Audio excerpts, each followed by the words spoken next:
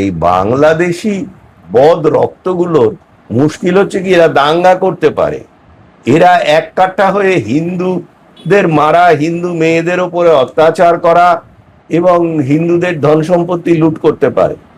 কিন্তু স্ট্রেট ফাইটে এরা কোনোদিন যায় না, যেই জন্য কোনো খেলার মাঠেও এরা পারে না। এদের সব মুখে ন জগতং মারিতাম,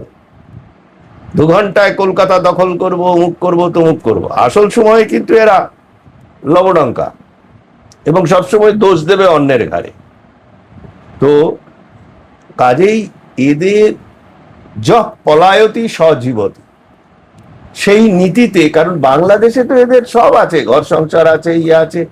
টাকা পয়সা আরো বেশি রোজগার করার জন্য এখানে এসছে। এখন কিন্তু আস্তে আস্তে দেখা যাবে যারা এখনো ধরা পড়েনি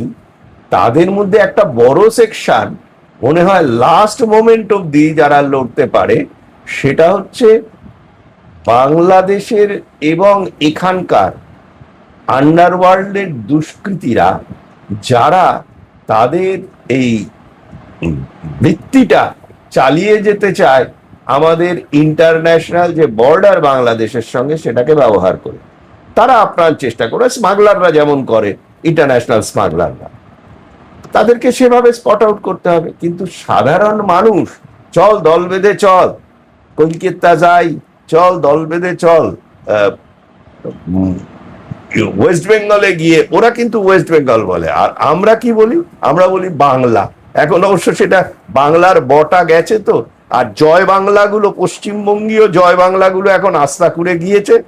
আর ওই যে সেই পাগলি বুড়ি চেঁচাচ্ছে